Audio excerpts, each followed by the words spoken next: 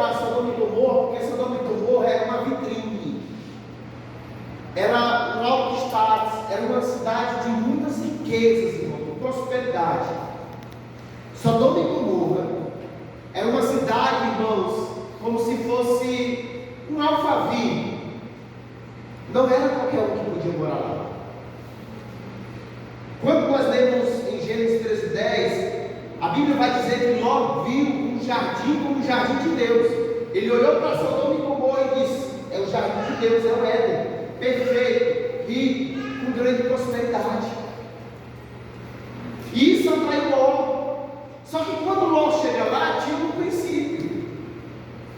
Não era qualquer um que podia morar em Sodoma e Gomorra. Tinha que ter dinheiro. Eu não podia ir para Sodoma e Gomorra para arrumar um serviço. Não, eu tinha que ser um empresário. Sodoma e Gomorra, irmãos, eu não tinha que desfrutar das riquezas, não. Eu tinha que levar a riqueza, senão eu não era aceito.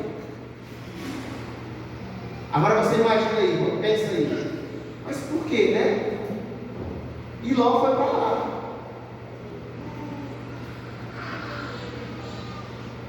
E eu quero que você aprenda algo, irmãos, que vai fazer todo sentido para você. Agora você vai entender por que Deus destruiu Sodoma e Gomorra. A cidade de Sodoma e Gomorra tinha algumas leis. Agora eu quero que você, eu vou falar as leis, e aí você pensa nos nossos dias. Como estão as pessoas, e até mesmo no meio da igreja. A lei da ajuda.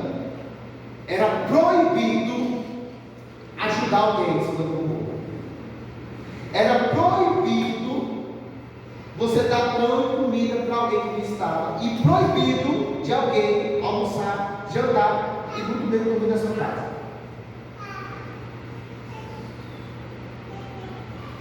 Por quê? Porque eles pensavam assim: se nós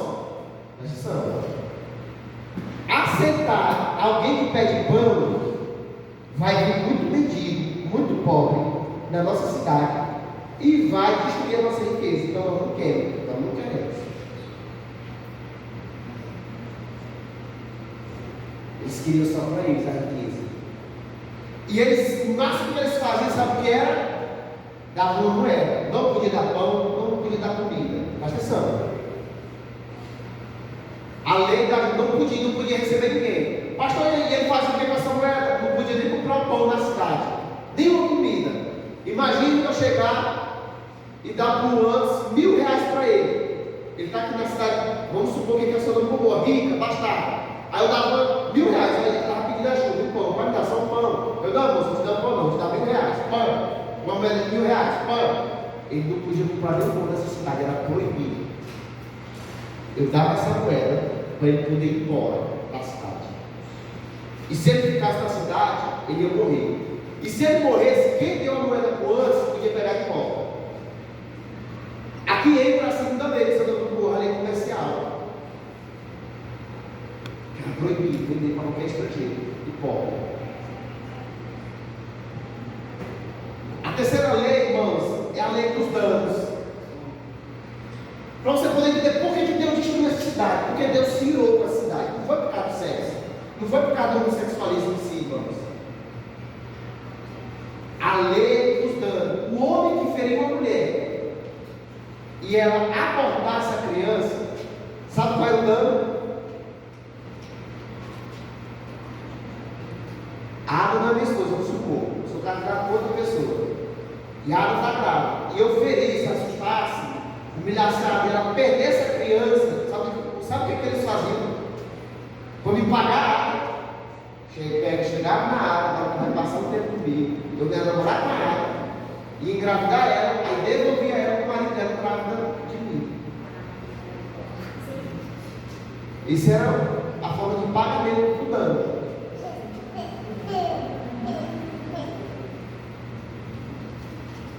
A outra, irmãos, as leis trabalhistas. Se eu tinha um gado, eu trabalhava um dia. Se eu não tinha gado, eu trabalhava 2, que era por mim e pelo outro. A injustiça.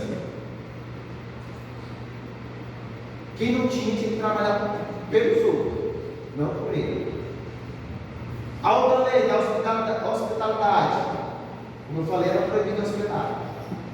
Por isso que o povo foi na carne de Mó. Bota o homem para fora aí, esses dois homens que estão aí, que eram os anjos, que era proibido, irmão. Era inaceitável. E a última lei das lesões, que era o que, pastor? Se eu ferisse um Rony, cortasse, machucasse o Rony e sangrasse, o Rony tinha que me pagar uma fiança para mim. Mas por quê? Porque eles tinham o sincretismo, a mentalidade que se o Rony está sangrando, é porque o sangue do Rony vai se renovar e ele será rejuvenescido, sangrando. Então, nós estamos diante de uma cidade de Sodoma e Gomorra e o profeta Isaías ele compara. Se não fosse os remanescentes, agora você consegue analisar o mundo como está, então. Parece que é pecado ajudar alguém, parece que é pecado servir alguém. Então Deus destruiu aquela cidade não foi por causa da sexualidade, por causa disso aqui.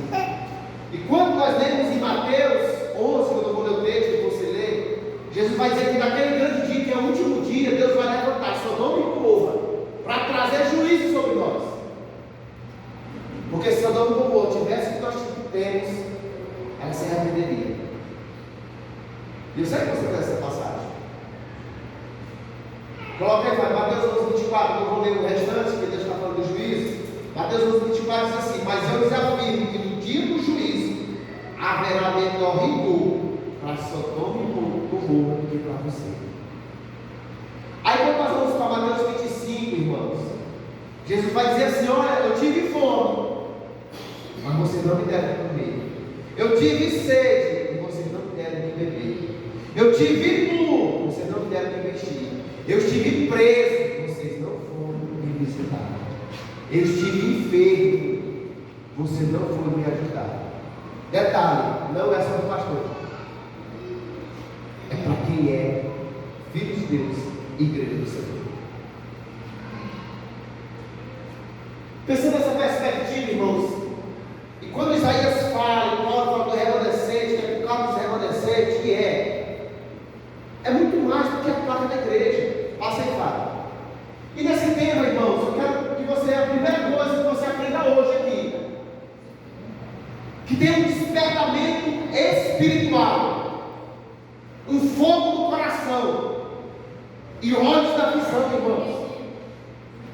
É tempo de nós termos um despertamento espiritual, mesmo em tempos difíceis, mesmo em dificuldade, mesmo pessoas se entregando a ídolos modernos. Porque agora, irmãos, já vou dizer, abrir um parênteses, existe tanto ídolo no nosso coração que estou inventando nova moda. Em Uberlândia foi decretado o Dia Internacional da Mãe de Bebê de... Meu nome é bebê? Rebol.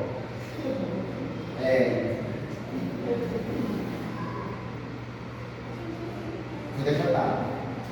Você que mãe, você sabe a luta que é. Você sabe o sentimento que você tem. Sabe o que estão fazendo com o mundo? Estão tirando a humanidade, irmãos. E eu já vou dizer logo: nada para as crianças que têm, as filhas das irmãs, não tem problema. Eu estou falando de gente que está dizendo que é já velho, está adulto, 25 anos, 30 anos, 20 anos, 25, isso que é mãe. De uma boneca que não fala nada desse sentimento. Irmão, já vou dizer logo, em nome de Jesus, não venha trazer para a pastor consagrado não. Porque estou levando para o hospital, irmão. Está dando confusão. Irmão. Briga na justiça, irmãos. O mundo está louco, irmãos. O mundo está desesperado. Sabe por quê? Porque a pessoa não quer se relacionar mais. Não quer gerar uma vida. E se nós não se despertar para isso espiritualmente, irmãos, entender que a graça nos faz ser remanescente fiel, a gente vai perder a direção, irmãos. Passa aí, tá? Repita comigo em nome de Jesus. Vamos chegar no céu. Fogo no coração. Visão na direção. Sou remanescente em ação. Pastor, o que o senhor quer dizer? Essa semana, irmão, essa semana é o tempo de nós crescermos em Deus. Essa semana é o tempo de nós lermos a nossa Bíblia. Essa semana é o tempo, irmão, de nós sairmos das redes sociais, TikTok, Kauá, Facebook, Instagram, internet, e ir para o Senhor. Tem um despertamento espiritual. Há um peso, irmãos, que nós não temos mais vontade de buscar Deus. E Deus está dizendo que tem um remanescente que Ele sempre guarda, que está sempre pregando, falando, dando caos. Sempre estão lendo Bíblia, sempre tem aqueles que vão ler a Bíblia e orar, vão jejuar. Aqueles que vão tirar o tempo para Deus, mesmo o casamento sendo difícil, mesmo o sendo trabalho, mesmo o emprego, irmãos, sendo difícil, mesmo a dificuldade, o desânimo, a mente conturbada, irmãos, mas é tempo dos remanescentes, irmãos, se despertar. E começa no espiritual, irmãos. Nada aqui terrenal, na terra, na nossa vida, no dia a dia, vai mudar se não mudar no espiritual. A pergunta que eu pergunto para você, irmão: eu sou esse remanescente esperto com a espiritualidade para caminhar com o Senhor? Eu estou realmente queimando pelo Senhor? Deus também está me vendo como um remanescente que não se dobrou diante das suas coisas que o mundo está oferecendo? Deus pode contar comigo na sua obra, nesses dias, como um remanescente? Deus pode me contar como uma remanescente, como esposa. Eu sou uma boa esposa, eu sou um bom marido, eu sou um bom filho, eu vou ser um servo, sou um bom funcionário, sou um bom patrão. Eu sou esse remanescente ainda de coisas boas que reflete a cara de Cristo? É uma pergunta. Passa aí, Fábio. Porque, irmãos, Leonardo Remeio, ele diz o seguinte: o remanescente é aquele que anda com Deus, quando a maioria caminha para longe de Deus. Vou repetir: o remanescente é aquele que caminha com Deus, como Enoque, enquanto muitos não querem saber de Deus. Tem pessoas que estão longe de Deus, tem pessoas que não ajudam ninguém, tem pessoas que não oram, tem pessoas que não lê Bíblia e se diz filho de Deus. Não é, irmãos, não é. Nem adianta, irmão. Na história de Gênesis e Apocalipse, Deus sempre teve seus remanescentes, sempre teve os seus argumentos com poucos. Ele preservou Noé e o mundo de corrupção, ele preservou Gideão com os 300, Elias, que achava que estava só, e Deus disse: não, ainda tem 7.000 que não se dobraram diante de Baal. Ele chamou apenas 12 discípulos, ele teve a igreja de Filadélfia. Em Apocalipse ele disse: olha, tua força é pouca, mas tu é fiel, tu é determinada. E ainda fala dos 144.000, irmãos. Deus sempre tem os remanescentes. A pergunta é: eu sou esse remanescente da última hora? Um povo onde não quer saber de Deus, eu quero Deus, ou estou junto com o povo?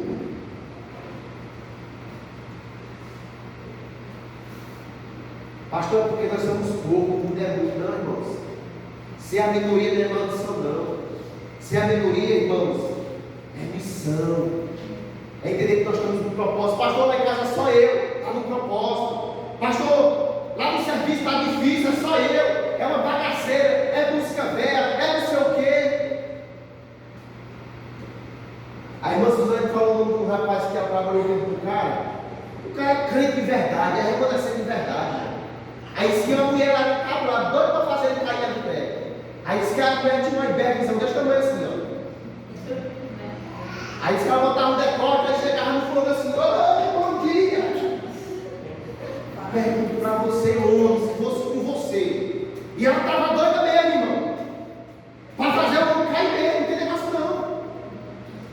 Mas o homem, irmãos, era temente a Deus. E quando os outros, pastor, pastor, uma bichona, dessa aí na minha. Olha como não, mas Jesus perdoa. Olha a conversa. O remanescente, irmão, tem um despertamento espiritual com fogo ardente. E sempre vai olhar para a missão, que é um propósito maior. Passa aí, Fábio. O remanescente, irmãos, ele tem uma missão. Passa aí, Fábio. Vai passar.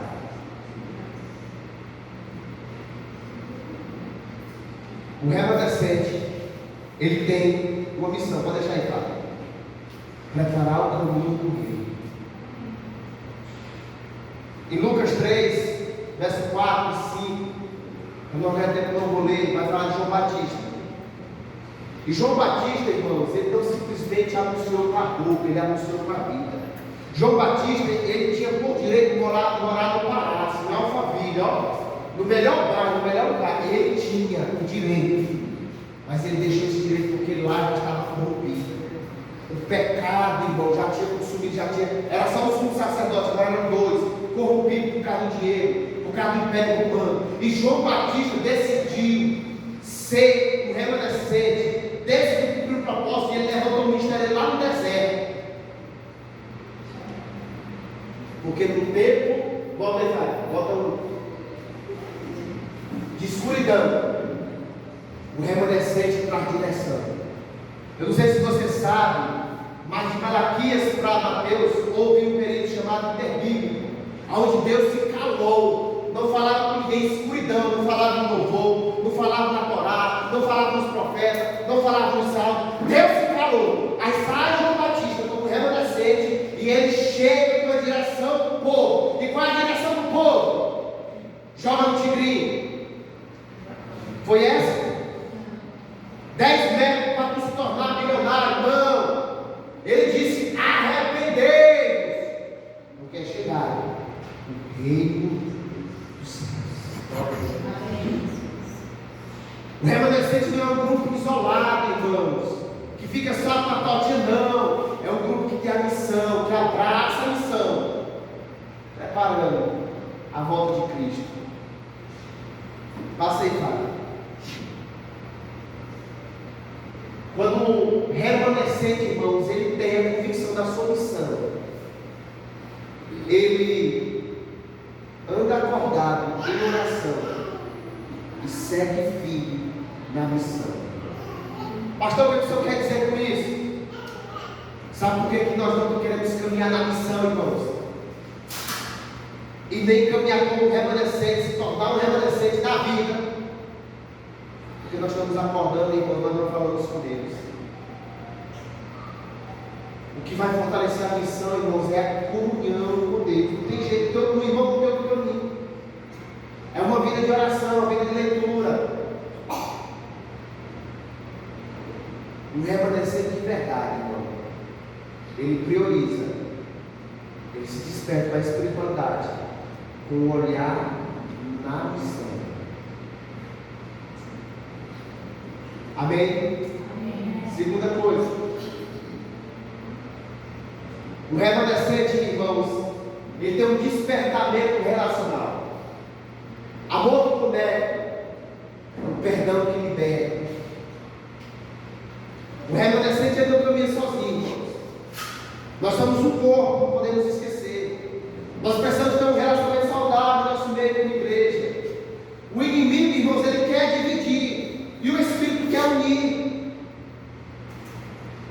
Pense um pouco, irmãos, como nós estamos sendo atacados na igreja, como nós estamos sendo cheios de ressalva, como nós ainda usando o texto bíblico para nós questionarmos fulano, beltrano. Nós já não temos mais um coração sensível de estarmos juntos, irmãos. Eu faço acepção de pessoas. Imagine Jesus, irmão, que sentou na mesa com Judas, sabendo que era para ele, não fez. Ah, porque eu não gosto de fulano, porque fulano lá atrás, eu não fui para a cara da fulano, ela já postou um negócio assim que eu disse: não vou para a cara dela. Não é remanescente, não. Mas fulano já fez esse comigo, isso aqui. Nós estamos perdendo a oportunidade de termos um Pedro do nosso lado. Porque você imagina se Jesus exclui Judas da frente de todo mundo. Ia dar confusão entre Jesus e o discípulo. Por quê? Porque havia um homem chamado Mateus, que era cobrador de impostos. E para o povo judeu, ele era um traidor. Mateus era um traidor, porque ele cobrava imposto do povo judeu e oprimia o povo na época, antes de ser discípulo. Aí tu imagina Jesus chegar, não, Judas não vai para desse time, não, porque ele vai me trair. Jesus não. Ele é um cara inteligente, é um cara que cuida das finanças da igreja. Não, aí só vai ficar com Mateus, você cobrador de imposto. A confusão. Eu pergunto, Judas, você está aí na sua mesa, irmão? A gente está perdendo muitos Paulos, a gente está perdendo muitos Barnabé, ou Marcos, porque não é do nosso jeito, porque não é da minha forma, não é como eu penso. A gente está perdendo esse despertamento relacional, irmãos. Porque Paulo disse, eu não estou com João Marcos, não. Mas lá na frente ele disse, olha, traga João Marcos para mim, porque ele é onde comigo nega. Paulo deu trabalho, irmãos, também. Pedro deu trabalho, irmãos. Tudo que ele queria resolver era lutar, era dar pancada, era tudo. Mas nós, às vezes, se achamos melhor e queremos privar. Não, fulano. E se for para parte de aquisitivo, não, fulano não tem poder que eu tenho aquisitivo. Fulano não tem dinheiro, não, mas é porque tem dinheiro. Irmãos! Não cabe, irmãos. Na igreja do Senhor não cabe. Não é porque você está vendo na internet, com área VIP, lá em telão de LED, isso é o que aquilo não quer dizer que é da igreja, não, irmãos. A igreja, irmãos, ela tem que tocar o bairro, ela tem que se relacionar, não vai se relacionar, irmão, com gente que dá trabalho, não tem jeito. Mas tu já parou para pensar que no final é quem você está se tornando? Mas eu me privo. Quem você está se tornando? Passa aí, Fábio. Guarda no seu coração essa frase. Onde há perdão, há restauração. Somos remanescentes da reconciliação. Vamos repetir? Onde há perdão, há restauração. Somos remanescentes da reconciliação. Pastor, o que o senhor quer dizer, irmãos? Está na hora de nós parar com o picuinha. Está na hora de minimizar, cavar. Está na hora de nós querer chegar e falar assim, rapaz, me perdoe, meu irmão. Vamos se resolver. Bora aqui, junto aqui. Meu irmão, falei nós por mesmo, me perdoe. Tem uma mensagem que eu estou preparando que eu ouvi de uma irmã. Você sabia que o WhatsApp tem códigos. Se um código não tiver, teu celular buga, acaba. Do mesmo jeito é do céu. Do mesmo jeito é do céu. Se tu não perdoa, se tu não ama, tu pode estar perfeito, está tudo certo. Chegar no céu, tu vai bugar. Porque tem que ter os códigos e o maior deles, irmão, é o perdão, porque nós somos perdoados. O melhor dele é de amar. O melhor dele é de cuidar. Tem que parar com esse negócio. Não, você anda na minha mesa. Não anda comigo. Não sei o que. Tem que parar com esse negócio, irmão. Está dividida até a família. Lembra do Sodoma e Gomorra que eu falei? Eles não queriam aproximação. Porque eles eram bons. Porque eles eram melhor. A reconciliação ainda é o melhor caminho, irmãos.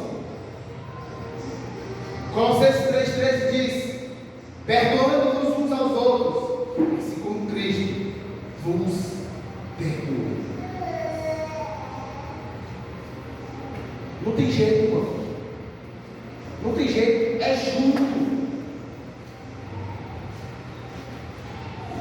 Passa aí, Fábio. No terceiro, o despertamento congregacional. Nós falamos do despertamento espiritual. Nós falamos do despertamento relacional. Agora no congregacional. O corpo que se move e a igreja que se resplandece. É tempo, irmãos, de os remanescentes se movimentar. É tempo de nós nos comprometermos com a igreja do Senhor. Não basta apenas assistir culto. Não basta apenas visitar. Temos que servir, ter comunhão com os outros, ser ajuda, irmãos. A igreja do Senhor é nós. Passa aí para Borroff diz: Cristo está presente na comunidade, ou não está em lugar nenhum. Cristo está junto na comunhão, na congregação. Naquela quarta-feira que nós saímos cantando, adorando e orando, irmãos, aquilo foi igreja. A comunhão aqui com as mães é igreja. O pastor não deu nem muito visitante, não deu nem muita gente, mas teve um posicionamento da igreja, irmãos. Um posicionamento assim que nós nos importamos com as mães.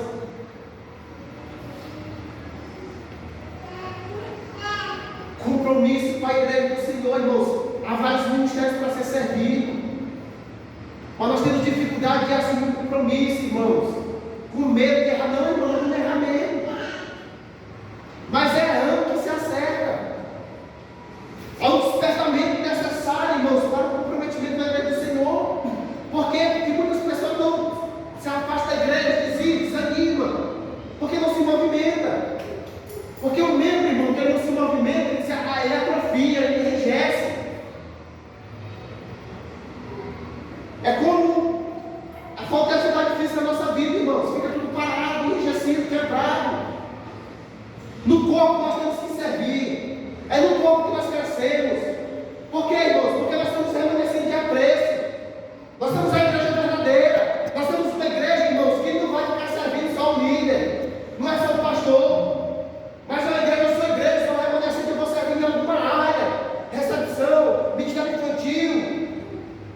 Na mídia ali, no ministério de louvor, na pregação, na liturgia, na quarta-feira, numa ação social de alguma coisa. Nós temos que se desenvolver no comprometimento do servir, irmãos.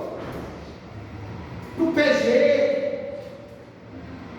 Quando a gente entende isso, irmão, nós crescemos, nós nos desenvolvemos. E principalmente, irmãos, nós temos certeza e convicção do nosso propósito. Amém?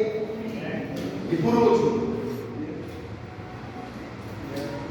pode passar, Pai. Renovado pela cruz, a força vem de Cristo. A força vem de Cristo. Se nós não colocarmos Cristo na nossa vida, tanto Isaías como Paulo, irmãos, ele aponta para um plano maior, como Cristo no centro e o propósito de Deus. A renovação das nossas vidas, ela vem da cruz e da ressurreição. Só que conhecida como graça. Só que a gente está usando a graça, irmãos, para desculpa, para relaxar. Usa como motivação, irmãos, assim, para descansar. Mas é tempo de nós avaliarmos, nos despertarmos, irmãos. O despertador, irmãos, ele não serve só para tocar, não. Ele serve para que nós venhamos fazer com que nós venhamos agir. A graça não só perdoa, irmãos, ela nos acorda. A graça de Deus, irmãos, como diz Charles Spurgeon, pode falar. A graça que não muda a minha vida, não salvou minha alma. O renovo que nós precisamos, irmãos, é do Cristo. O renovo que nós estamos trazendo essa graça, irmão, tocar o nosso céu, nossa alma de verdade. É a cruz matar o nosso velho eu. Nós estamos cheios de si, irmãos. Nós estamos tendo contenda entre pais e filhos, porque os filhos estão cheios de si, os pais estão cheios de si. Estamos tendo briga entre irmãos, porque estão cheios de si. A graça ainda não alcançou, irmãos. Nós não vamos querer dar mais um braço a torcer, de pedir perdão, de apaziguar a situação. Nós preferimos viver o caos da luta, da dificuldade, do que deixar essa graça, irmão, nos despertar em amor, em perdão, em cuidado. Na cruz, irmãos, nós somos restaurados, mas pelo sangue de Jesus nós somos renovados, irmãos. Talvez você está olhando aqui, pastor, não tem jeito para mim, não tem mais como. Tem, irmãos. A graça é para isso. Uma casa abandonada parece que não tem mais jeito para nada, parece perdida, mas quando ela se encontra com o arquiteto, irmãos, ele vem, ele restaura, ele estrutura novamente, ele dá cor, ele dá beleza, ele dá, irmãos, lugar de paz, de cheiro. É isso que Deus quer fazer com nós. É isso que Deus está dizendo para Isaías e Paulo dizendo em Romanos: olha, o mundo está acabado, o mundo não tem mais perspectiva, a destruição, a perversidade, mas pela graça de Deus ainda existe um remanescente. Sempre vai existir, irmãos. Em cada tempo da história sempre vai ter um remanescente. Escuta o que eu vou dizer para O mundo, ele pode até desacreditar da igreja, mas Deus, o Criador, acredita nos remanescentes. Pastor, eu não entendi essa frase. O mundo não acredita mais em igreja. Negócio de igreja é só para molecada, é só para ladrão, é só para engano, é só mentira, não nome de Deus. O mundo está dizendo isso. Deus está lá em cima procurando quem ainda está orando, quem ainda está servindo, quem ainda está discipulando. Deixa eu ver lá o remanescente, eu acredito.